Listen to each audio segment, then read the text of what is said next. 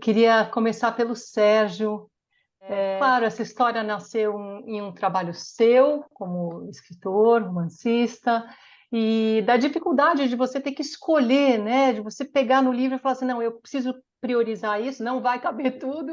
Então, assim, eu tinha muita consciência, né, que eram duas linguagens diferentes, a literária e do audiovisual, e ainda muito carregado de mim, assim, porque eu escrevi o livro, depois fazer a adaptação para o roteiro, né? O primeiro tratamento foi basicamente eu transpus o livro para linguagem cinematográfica, para roteiro. Mas ali eu já fiquei incomodado, porque eu senti que aquela periferia que estava ali no livro estava desatualizada, né? E também senti muita necessidade de estar trabalhando com pessoas menos envolvidas ali com a história, né? Até porque o livro eu me aprofundo muito mais no universo da dependência química, né? Ele trata mais, ele relata mais essa questão, que era um tema que eu queria muito naquele momento estar falando, e senti que no filme é uma das camadas, mas não era o assunto tão principal quanto era no livro, apesar que também no filme está bem presente. E convidei o Camilo Cavalcante, né, porque é um cineasta que eu tenho uma maior admiração, né, desde que eu vi História da Eternidade, acho que é um dos grandes filmes brasileiros que a gente tem, e também o Rodolfo Minari, que é meu conterrâneo do interior de São Paulo, e como eu está há 20 anos aqui no Acre, né? As trocas foram muito intensas, assim, com muito respeito também, né? Eu até achei que foi o contrário, assim. Eu acho que o Camilo estava mais apegado ao livro do que eu. Chegava um momento, vamos cortar esse personagem, não, mas é muito bom, vamos deixar, né? Então, foi muito gostoso, assim, muito prazeroso e muito profundo esse encontro que se teve, e justamente por isso, assim, por entender que tinha que passar de uma linguagem para outra e sentir muito essa necessidade de ter pessoas com um olhar mais distanciado do que o meu ali para a história, né? Para encontrar o filme dentro da literatura. Tô pensando em ir pra Bolívia estudar medicina. E o teu bebê? Ele vai ficar jogado lá com qualquer um. Gleice, a sua personagem, ela fala que ela quer sair daquele lugar, ela tem esse sonho, de ir para São Paulo, estudar medicina, e no filme, aquele sonho parece tão distante, tão impossível naquela realidade que ela vive, mas de repente a gente está falando com você, né, Gleice, que é do Acre, foi BBB, e venceu, ou seja, uma trajetória marcada por vitórias, e agora estreando no cinema com uma personagem tão delicada, que injeta uma ternura nessa história, né? Que lindo você falar assim dessa forma da Sandra, sabe? Até tipo, eu fico muito emocionada assim, porque é realmente isso, sabe? É nisso que eu me identifico com a Sandra, assim, um pouco nesse lado dela de ser uma menina muito sonhadora, sabe? E vivendo a Sandra, eu acredito assim, né? Vivendo a Sandra, a construção, tudo que a gente fez, pensando. Eu acredito muito que ela, sabe, vai sair daquele lugar, que ela vai conseguir, mas a gente também, ao mesmo tempo, a gente volta aqui para o Acre e a gente vê os outros jovens, sabe, se perdendo, como no próprio filme, assim, é retratado. Mas tem, sim, essa ideia, né, de, tipo, ao mesmo tempo que eu estou vivendo, tem a minha história ali, que, de certa forma, eu também tinha os meus sonhos, e eu saí e consegui alcançar muitos deles, né? Ainda não alcancei todos, assim, mas ainda consegui alcançar muitos sonhos. E eu acredito muito, assim, a Sandra é essa personagem de respiro mesmo pro filme, sabe? Porque é muita coisa acontecendo, é muita tragédia ao mesmo tempo, e mesmo ela estando, né, com o ex-marido dependente químico, o atual dela lá indo para aquela vida, ela tem esse sonho, essa vontade de sair. Então acho que a Sandra representa muito os sonhos, sabe, dos jovens, assim.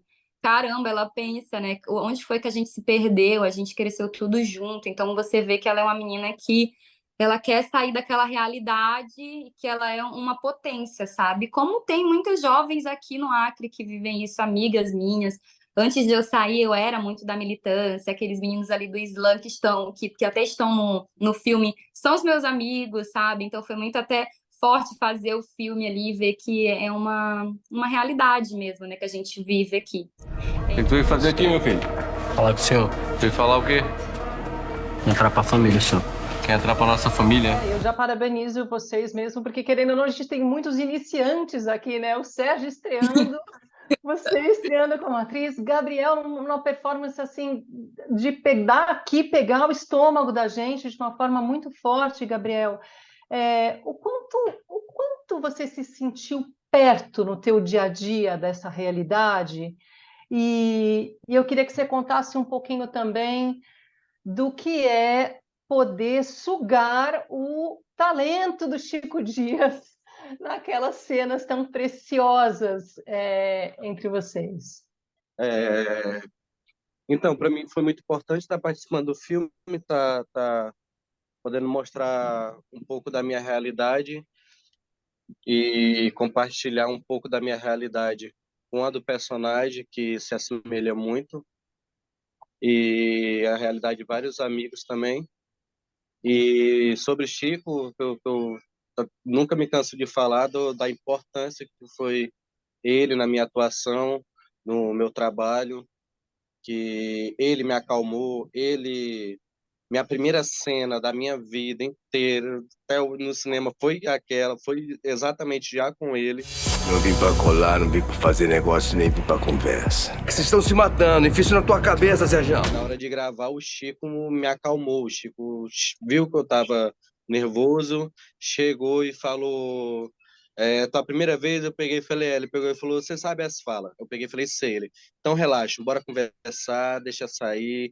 Tipo, tranquilizou completamente e acabou que me deu confiança para fazer o restante das gravações e conseguir me desempenhar ao ponto de ter a oportunidade de estar ganhando o prêmio, que eu acredito que não seja um prêmio só meu, mas acredito que aquele prêmio ali simbolizou um prêmio para todo o elenco.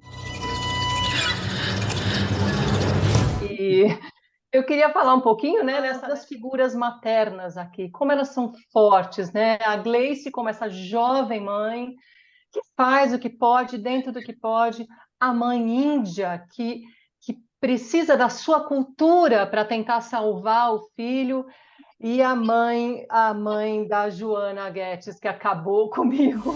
Eu vim aqui te pedir 3 coisas. A primeira e mais importante é que você se afaste do meu filho. Eu estava muito impactado assim, com as notícias de morte de uma juventude, né, em guerra entre facções, e a gente somente vê isso em páginas policiais, com quase uma banalização de tantas mortes, né, e quase não se discutiu o que está por detrás disso. O que está levando uma geração inteira a ser cooptada pelo crime organizado, né? O que tem além disso, né? E eu senti muita necessidade assim de humanizar o máximo possível esse personagem, que todos os personagens, também busquei não ter nenhum julgamento sobre o pastor evangélico, não entrar com muito julgamento sobre quem tá na facção, né? Não tinha, busquei, não sei o quanto que é difícil também, mas tinha essa busca. E eu penso que não tem forma melhor do que de trazer a humanização do que você falar sobre as mães, né? Esses jovens que estão morrendo têm mães, e essas mães têm filhos, né? Você vê sempre ali no noticiário, jovem de 16 anos, e aqui as mortes, assim, aqui no filme a gente baixou uns 5 pontos. Elas são muito violentas, não é tiro, é decapitação, são umas coisas muito bárbaras, assim. Desce o dedo, porra. Bora, Riva. Bora, Riva. Vamos, pô. Né? E tem casos, assim, de mães que recebem a cabeça do filho porque ele traiu a facção, né? Então, eu acho que foi isso, acho que foi uma necessidade de essas mães, né? E essas mães que têm seus filhos ali, uma geração, são muitas mães que estão ali vendo seus filhos, né, serem cooptados pelo tráfico. E a gente buscou assim, criar diversas formas de mãe, mas todas muito fortes. As personagens femininas do filme, a gente buscou trazê-las até mais fortes, apesar de toda a dor, de toda a tragédia social, até mesmo que os personagens masculinos ali. Né?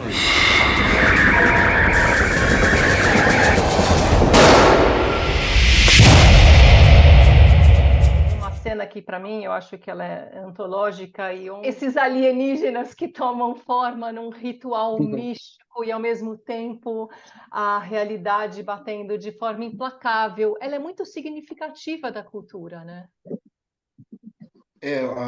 A nossa produtora, ela sempre fala, né, que a Amazônia, a gente é uma cidade cercada de floresta, né? Na verdade, a gente é uma cidade dentro de uma grande floresta, né? E eu acho que não tem como. Outro dia me perguntaram, né? Porque tem uma coisa, porque o filme O Noites Alienígenas não é um filme que fala da floresta, não é um filme que fala, é um filme urbano. Eu falei, não, o filme fala muito sobre a floresta. Ele está falando o tempo todo sobre a floresta, principalmente sobre esse afastamento da floresta, né? Das tradições da floresta, da cultura da floresta. As periferias do Acre são formadas por pessoas que foram expulsas da floresta, né? Que viveram na floresta, e, assim, o Seringal se tornou cidade, né? Então, a gente tem uma ligação identitária com a floresta, com seus povos, de forma muito profunda, que parece ser negada no dia a dia, né? A gente está aqui em Rio Branco, no dia a dia, a gente fala muito pouco sobre a floresta, né?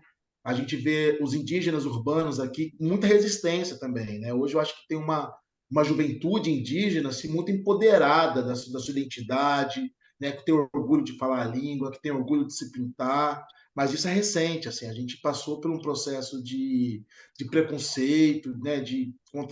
Com as culturas indígenas assim muito violento aqui no estado. Fala sobre isso. A jiboia, né? Só dando um spoiler aqui rápido, a jiboia do filme é essa grande síntese. No livro isso está mais claro, porque a jiboia para o povo pano, para os suricuins e todo o povo do tronco linguístico pano, é o animal mais sagrado, né? É o grande espírito da floresta, o conhecedor das medicinas, né? É o grande espírito sagrado.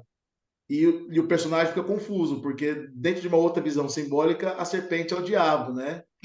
Na verdade, essa serpente é o reencontro com a sua ancestralidade, que pelo menos naquele momento ali do filme, que eu acho que se traduz nessa cena que você falou, é a grande redenção daquele personagem que se dá através do reencontro com a sua ancestralidade. Então, eu acho que o filme fala muito sobre isso, sobre essa questão da identidade dos povos originários, dos povos da floresta, e a perca dessa identidade também, como que ela pode causar traumas muito profundos, né? Acho que se essa juventude do Acre, né, se conectasse cada vez mais, né, por meio de políticas públicas, né, com essa força que traz a sua ancestralidade, ninguém seguraria essa galera.